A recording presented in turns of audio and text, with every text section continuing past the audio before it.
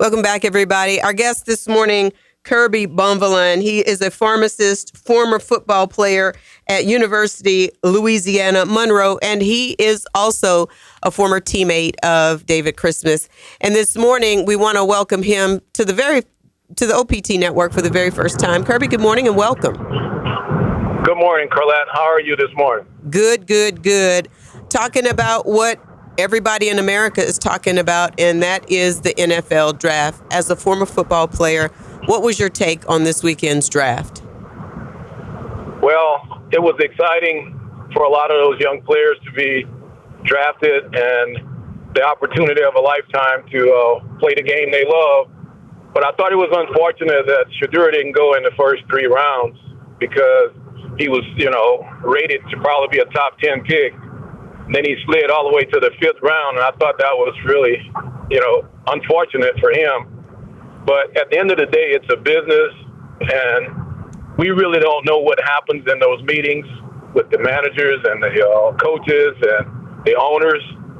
So it's a very difficult, task to try to, assume what should have happened and what didn't happen. Mm-hmm. But at the end of the day, he still has an opportunity to prove himself and to be a great story as it relates to if he's successful and he does what it takes to become a starter in the NFL. I think, he has the potential to do that. Mm-hmm. It's just a matter of now him having to go to work, look in the mirror, and be the player that he is.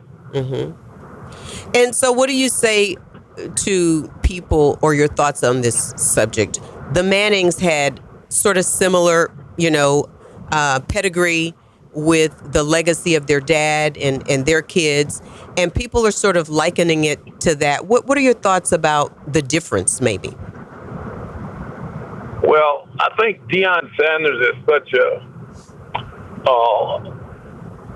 popular and unpopular person in the same, vein. Mm-hmm. He's, in the black community, he's looked upon as someone that's doing a great job with the kids and doing a great job with the football program. He has a lot of support across all lines of people, and I think really and truly, I think sometimes his bravado may get in the way of the good that he does. I don't think it's anything negative about what he's doing for his sons, because he's a father at the end of the day, and he wants the best for his kids. And he's only doing what Archie Manning did for his kids. So, sometimes it may be looked at, differently in our community. Mm-hmm. I just don't buy that. But I just think that at the end of the day, it's just a business. And I think apparently Shedeur may have not interviewed well, or something just didn't go right with some of those meetings, apparently, because there's no way he would have fallen that far without some type of indication that there was some kind of misfit or something. Mm-hmm. And so what do you think about, people are talking about it, going to continue to talk about it, why the African-American community feels so offended by this fall? Well, I don't think there's any reason to be offended. He did get drafted. He still has an opportunity to prove himself. I really and truly think that, we just have to really look at it for what it is. It's a business, and they made a business decision not to take him. And that's just the way I look at it. But all in all, we do sometimes come up on the short end of the stick when it comes to, the decision makers. We're not in the room, so we don't really know what's going on. So that's kind of the problem I see. It's kind of like, what goes on in America every day. Right. If you're not in the room, you're not at the table, you can't help change the narrative. So that's kind of where we are. We need to have African-American owners, I think, and I think that will help change some of that situation. Sure. And do you think that everything that's happened with Shedeur just sort of dims the light on the other players and the other stories of this draft? No, I don't feel that at all. I think, everybody in their own right is going to write their own story, and it's just going to be, the Shedeur situation is just, it's so unfortunate because he has such a great, branding with his dad and all the things that they've accomplished, through the college levels from Jackson State on to Colorado. And, I mean, Shadur is, he's just a household name. And I just think that would have went over well for any team that would have chosen him at a high level, and there would have been a lot of expectations and a lot of, activity around his selection. And I just think, because he went in the 5th round, now he has to come out and prove himself at this level. There you go. Kirby, thank you for your take, and thank you for being a part of the OPT network.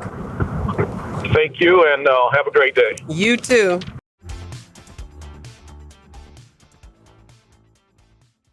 Welcome back, everybody, to On Point Talk, the Carlette Christmas Show.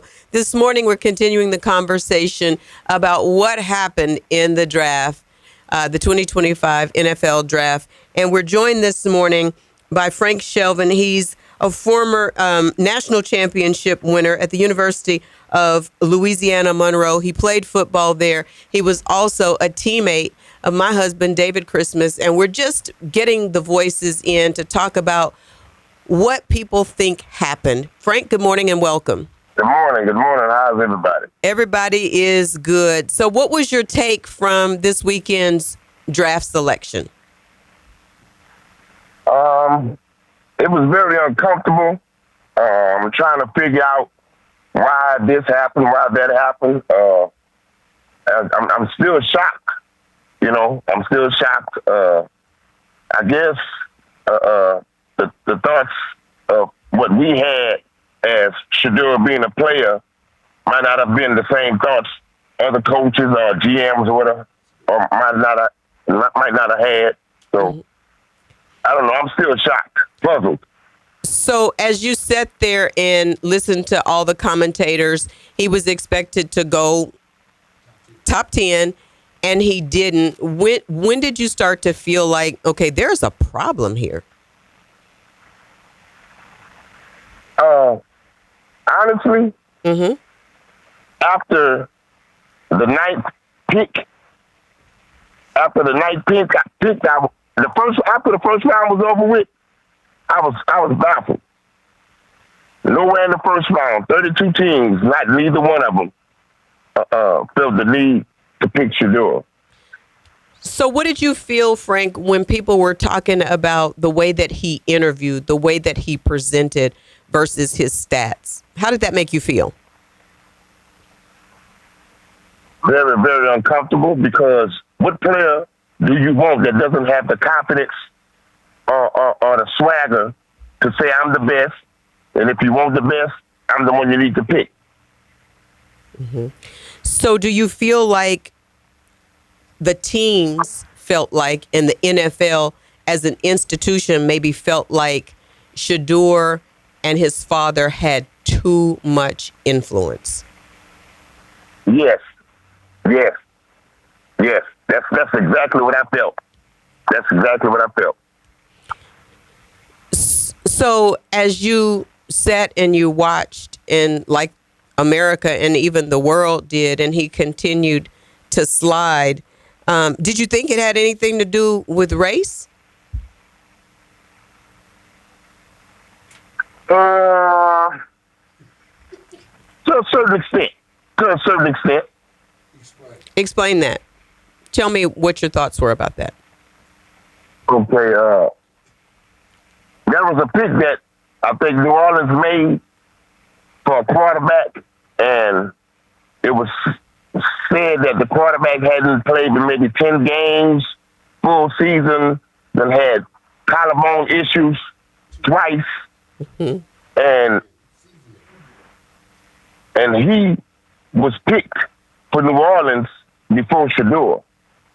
And Shadur did what he did at Jackson State, did what he did at Colorado, had all the statistics. He's sustainable. He's physically fit and healthy to go through what he went through at Colorado as far as his line not being very protected. And they picked him over Shadur. And I'm trying to understand, how does that make any sense? Right. And so even after the draft, people are still trying to make it make sense. And the fans in New Orleans are saying really the same thing that you're saying. I mean, with New Orleans being a predominantly black city, what do you think their thoughts were with passing on Shedeur? To me, personal vendetta stood out. It was trying to make a point to let you know that this is what it is. This is what it's going to be. Nothing going to change. Mm-hmm. On a negative side, that is. Mm-hmm. And so, as a brother, a lot of us are looking at how Deion loved his son and was looking out for his son, and then people looked at Archie Manning and said the same thing. Did you have any thoughts on that piece before we got to let you go?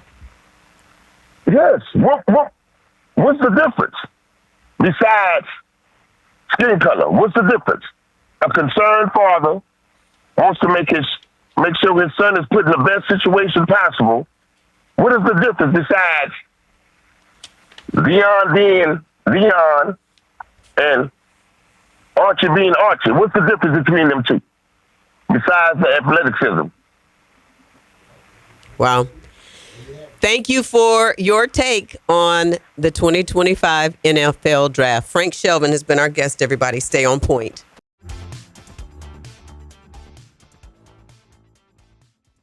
Welcome back, everybody, to On Point Talk.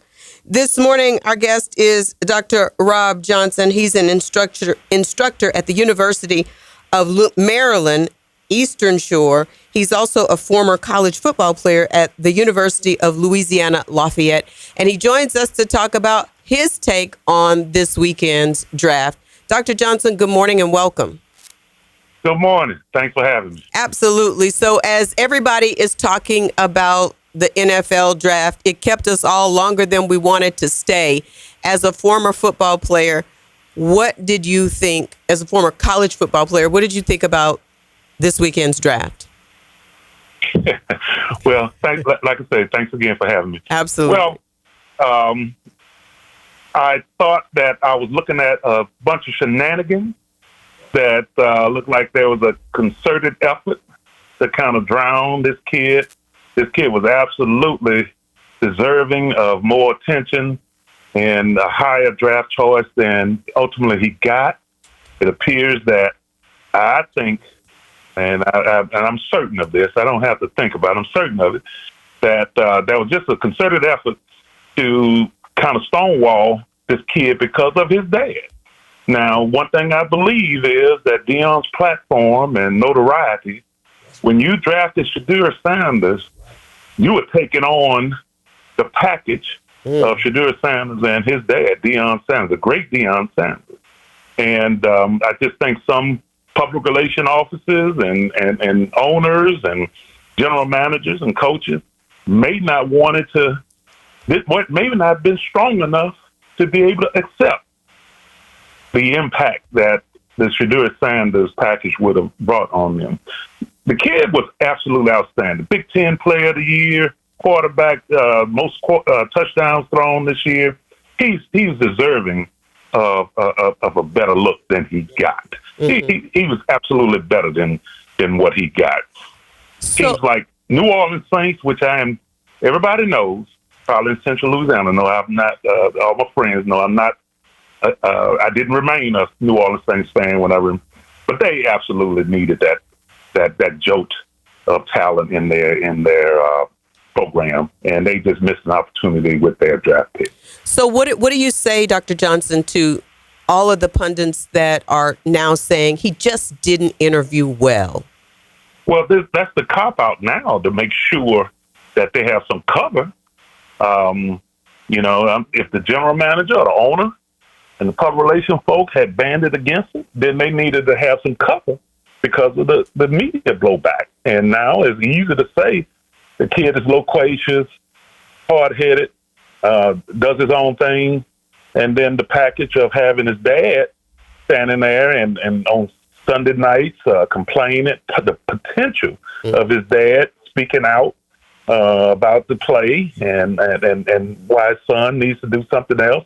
I just think people did a great public relations job of saying what they needed to say to take the heat off of them. Mm-hmm. Now we have an agent that spoke on the subject, and he said that he thinks that one of the mistakes that could have been made is that Shedeur did not have an agent, but his dad acted as an agent, and maybe that created problems. What are your thoughts about the conversations that maybe Deion had with these owners and teams? That absolutely could be right on point.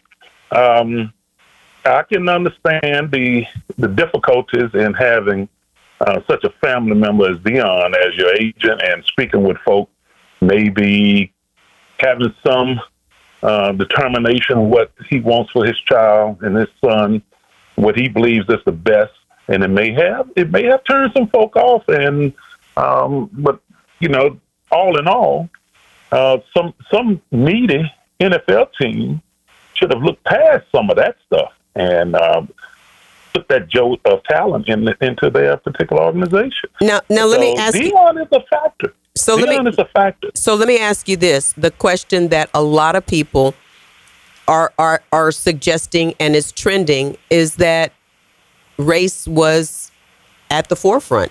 Do you believe that to be so? Well, it appears in this political climate now that there is a cubbyhole of where they want black men and professional black women to be in, to be accepted.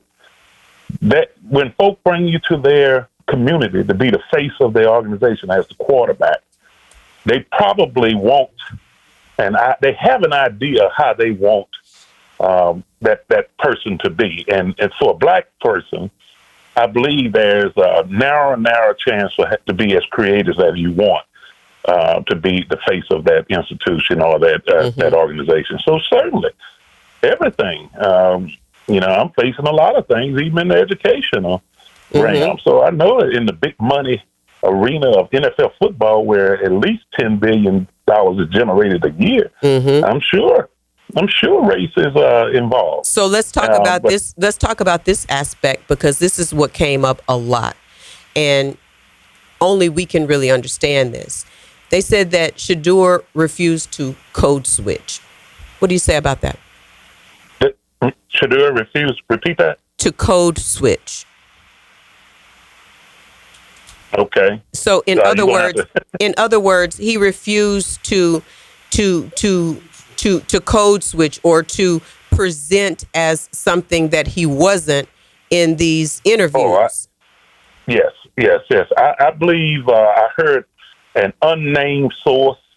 If you're going to down a kid and drown a kid like that, put your name on it. I heard that report. Shedeur is a very confident young man. He believes in what he stands in. He and his daddy have gone to places and turned them around. I believe he believes that he is doing it the right way. And it's probably difficult to jump track at this particular time when you need confidence, when you need bravery. You need to be resilient at this time. He's probably not willing to believe that what he's doing is not in his best interest. Right. And for those people, Rob, let me just clarify, Dr. Johnson, for those people that are saying, okay, what is code switching? And that means that, when you're a particular race, especially African American, that we have to go in and show up with the words that we use, with our demeanor in the white way. We can't just be ourselves. And a lot of people suggested that he refused to go in and present the way that NFL teams, I guess, maybe had expected or had anticipated. Right. They anticipate that he's not going to do it. Well, that comes with a very dear price, as we see. If that is the case, and if you got losing organizations who are trying to just protect the financial and profit end of it, they need a very special or specific type of person leading as the face of that organization. And if you refuse, and they feel like this is not winning is not at the paramount. Winning is not paramount in those organizations. The bottom line is, and if they don't believe they have the right marketing person or creative person, then you see what happens here. Yeah. Dr. Johnson, thank you for your take. Thank you for all you're doing to educate our future. I appreciate it. Thank y'all for having me. Indeed. Stay on point, everybody. We're back after this.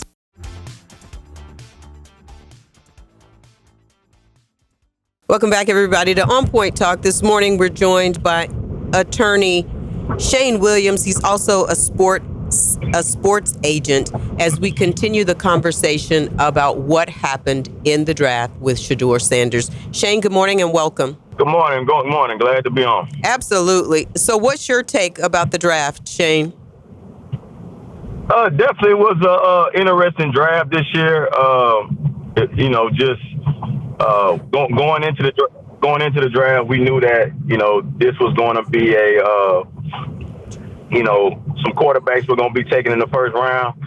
So it's just interesting to see how it all played out. But it definitely was. I think for not only the avid NFL watcher, but also just the people that were fans of certain players.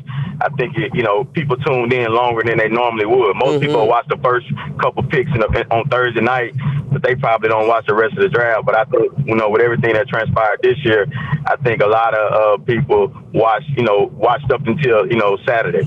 So yeah, it was different. Absolutely. It was a ratings blockbuster, I'm sure.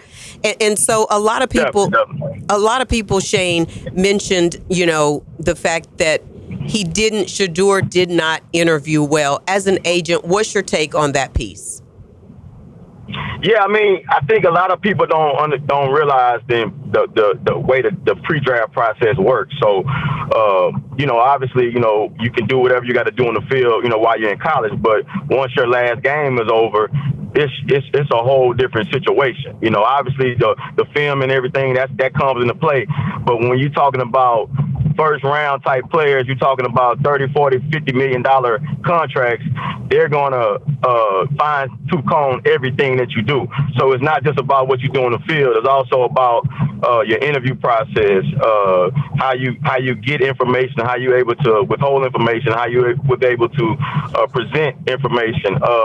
And I think, going into the draft, you have to have all of that in place as far as, taking care of all aspects of the draft, whether that's training, whether that's interviews, whether that's your nutrition, whether that's doing damage control for anything that's coming on, either on the medical side or on the background side. And all of that's a part of the process, especially if a team is, really talking about taking you in those early rounds. Those things are very heightened than most people would know. Most people think, okay, you had a good college career, you're going to get drafted high. Sometimes it's that case, but if you have some other things going on or perceived to be going on, you have to get all those things buttoned up. And if you don't, it could affect your draft stock. So as an agent, what would you have been saying to Shedeur after maybe he had talked to a couple of teams and it didn't seem to go well? What's the conversation that he should be having with his agent at that point? Yeah, as an agent, if, obviously going into that draft, we all would have been thinking he would have been one of those top, picks in the first round. Whether that was early in the round, in the middle of the round, or sometime in the first round. When that didn't happen, obviously we got to regroup. We got to come together. We got to, first of all, I got to make sure his mind is right and understand, hey, this is the business of sport. This is the business of the NFL. Sometimes things don't go the way we plan, but here are the next steps. As his agent, I would then, jump on calls and start talking to teams to find out what's going on. Because obviously, if most of the teams that took quarterbacks, if you took a quarterback in the first round, you're not going to be looking for another quarterback in the second round. So I'm talking to those teams that have a need for quarterback and trying to figure out how we can maybe work something out, or what's keeping them from drafting my guy. So that's kind of where you would be at an agent, basically trying to figure out what's going on, why did he drop, and how can we stop the bleeding. Wow. And so, okay, Deion Sanders, his father, his lifetime coach, is such a big personality. How do you deal with that, and maybe what teams are thinking about his influence? Yeah, I think, with Deion being a polarizing figure, Shedeur's setup was very unconventional to the normal setup of a situation for a normal player. So a normal player, mom, dad, their mom and dad. and then you have your agent who facilitates the entire process. From my understanding, Shedeur didn't have an agent. Dion acted as his manager / agent, and I guess, help facilitate that information. So I'm not for sure if, everything that a traditional agent would do was being done, and maybe, Dion didn't feel like, a lot of that needs to be done because he's Deion Sanders and he has access to pretty much all 32 teams. But in a situation like that, in my opinion, I think it works if you're like a top 5, maybe top 3 pick. You can probably get away with something where your parent can represent you or something like that. But when you're in a situation where you don't go in the first round, you're in the second round, third round, fourth round, fifth round, you really need an agent, because that person needs to be the buffer who's making calls, who's trying to figure out what's going on, and I don't think, I'm not saying it didn't happen, but I'm not sure, in between day 1 and day 2, a lot of that information was getting done because he didn't have an agent. So I think it really wouldn't have mattered if he had went like one of the top picks, because the first pick in the draft didn't have an agent, but he went number 1, so it didn't matter. He didn't have an agent? But if you're down the line, Cam Ward didn't have an agent on record either, but he went number 1. Okay. He went number 1, so it didn't really, he never was in limbo. But when you get to that point where you're in limbo, that's when your agent is very important, because your agent can make calls that your parents might not be able to make. A team might not, a general manager might not want to talk to dad during the draft, but he'll talk to your agent. So it's just things like that. I'm not sure if that was in place. I don't want to speak for the family, but it seems like, I know he didn't have an agent of record. So, but when you have a dad as Deion Sanders, you would assume that carries a lot of cachet. But again, the draft and the NFL is a business, and we haven't seen anything like this probably before, but anything is possible when you're dealing with the league. And I'm glad we're having this conversation, because there's so much been written online. People are angry, and a lot of people feel like this could have been about race. What are your thoughts on that? I don't. Just speaking from an agent standpoint, I don't think it was about race at all. If you watch the draft, majority of the players that got drafted were African Americans. And if you look at the room, most of the war rooms, there were not a lot of African Americans. So I don't think it was about race. I think if you would just look at it strategically and you take all the emotion aside, this wasn't a real deep quarterback draft. And if you look at the first round, you only had a handful of teams that needed quarterback. Okay, you had the Tennessee Titans at number 1. They needed a quarterback, right? They got their quarterback in Cam Ward. Okay, the Cleveland Browns initially had number 2. We obviously know that they don't have a quarterback for the future, even though they have a lot of quarterbacks on the roster. But they traded their pick to Jacksonville, who doesn't need a quarterback because they already have a quarterback in Trevor Lawrence. So they drafted Travis Hunter. Then that went to the Giants, where if you watch what the Giants did in the offseason, they went and got Russell Wilson, and they went and got Russell Wilson and Jameis Winston. So that pretty much lets you know that they could take a quarterback, but they don't have to take a quarterback. They didn't have a very great season last year. They got a coach and a GM that's trying to make a splash. So they went for, instead of going for a need, they went for the best available player on the board, which was Abdul-Jabbar. After that pick, there wasn't another team that really needed a quarterback until number 9, and that was New Orleans.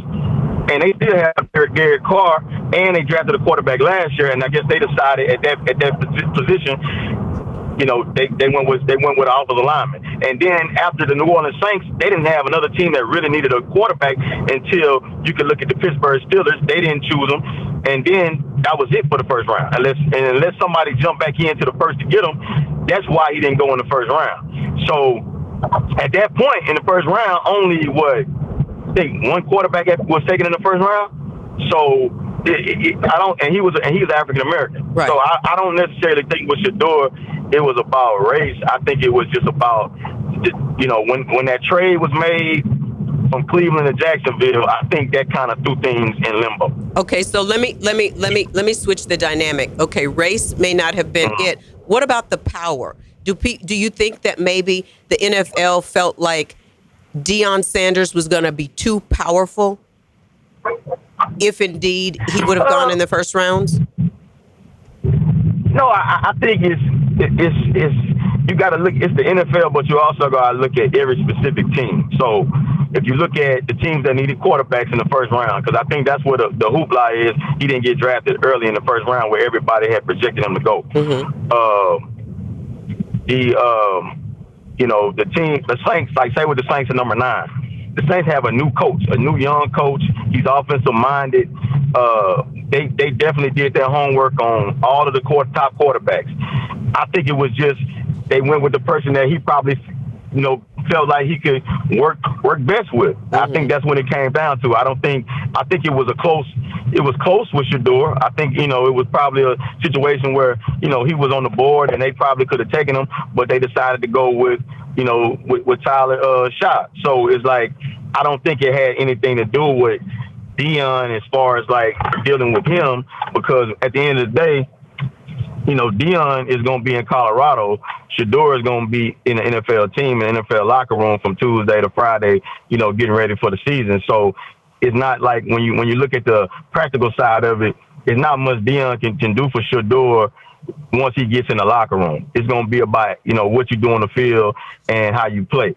And so I don't think it's going to matter about, because his dad's Deion Sanders, whether he's going to start or not, or whether if, this and that. So I think the media might play into that, but I think inside the locker room, coaches are trying to win games so they can keep jobs, and players are trying to do the same. So they just they want to go with the person that they probably feel best that they could work with. And, you pretty much you're putting your career on the line for this quarterback, because you got to think about a quarterback in the NFL is the face of that franchise, a $1 billion franchise. There you go. So you can't miss on that pick. If you go out because if you didn't pick the door now, we gotta leave you pick somebody else.